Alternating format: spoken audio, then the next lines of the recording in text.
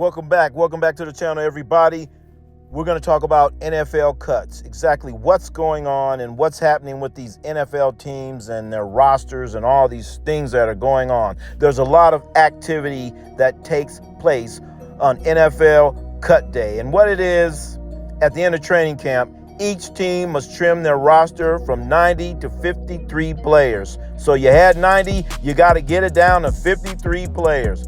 Now, players who don't make the 53-man roster are typically cut, and they enter the waiver system. They enter that waiver system.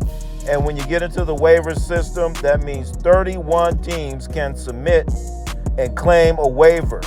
They can claim a waiver on that particular player. They have 24 hours to do it. 24 hours to claim that player.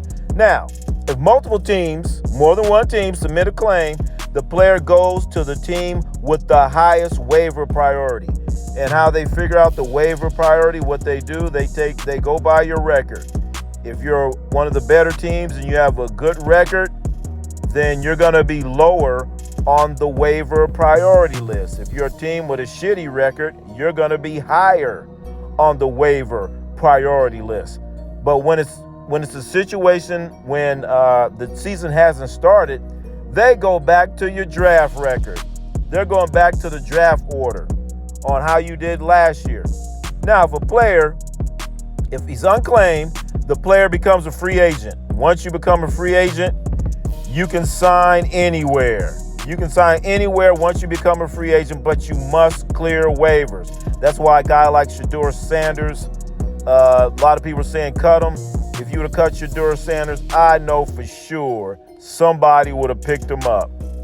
So if you don't sign as a free agent and you got cut by a particular team, you can actually rejoin that team on their practice squad. So a lot of times you have these players that are on the practice squad. That means they cleared waivers. That means nobody wanted you. Nobody wanted you. So now that's how you get your practice squad players.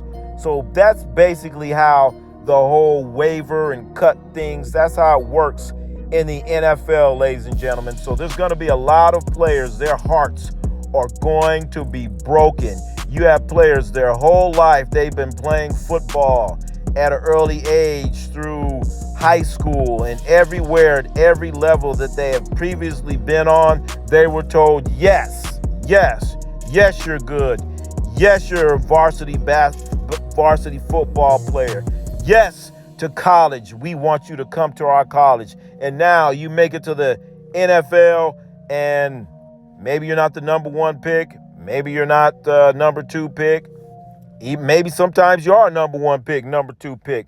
But now you're basically being told no for the first time in your life when it comes to football. So now that reality sets in. Now you have to go out, get a job.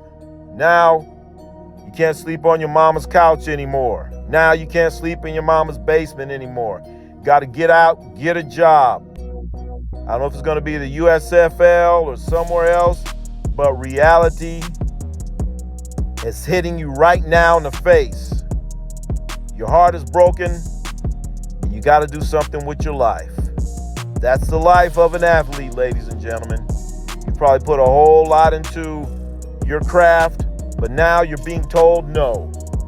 So good luck to all you young men out there that did not make a roster, and your heart is now broken.